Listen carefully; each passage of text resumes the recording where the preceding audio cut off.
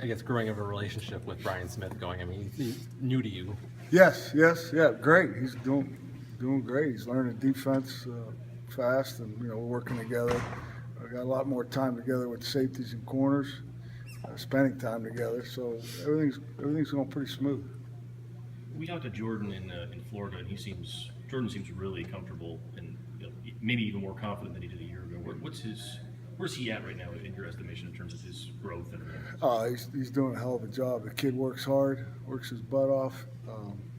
He's been playing really well this spring. I think part of his comfort is now it's year 2 in a system that he pretty much knows. The only new thing, really one new coverage that we put in that's kind of changed things, and it's a fun coverage for the corners, fun coverage for the secondary. So I think the comfort level playing press man all last year and coming right back and doing it again this year is where his comfort is. Did he exceed your expectations at all last year? I mean, when you first got him?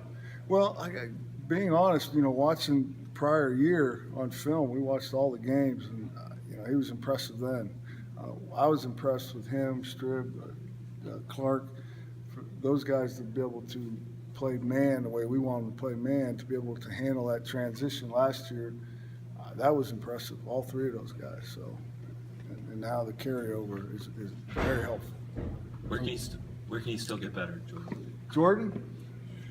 Whew, it's a tough question. He's pretty dang good at what he does. I think the biggest thing for him is just maintaining that level of play that he has, staying competitive.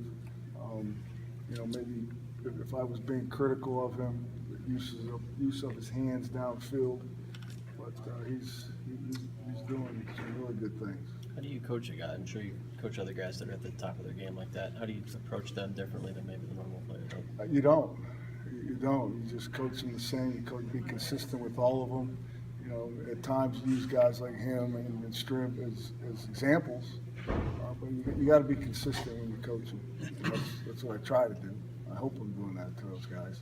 How do you see him having an influence on Stribling and Clark? Well, certainly his accolades from last year, his work ethic on the field, very competitive guy. Those things we all wish that they rub off on a lot of guys. So in our room, that can have an effect. Do you see him ever kind of like more vocally? Oh yeah, getting with absolutely. He gets fired up on the field, quiet off the field, but in between the lines, he's pretty vocal. How does the change in defensive coordinator affect the cornerback position? It really hasn't. It really hasn't, minus one coverage that is new, but again, it's something they enjoy doing. It's a little different, so they've embraced it. It hasn't been much of a change at all.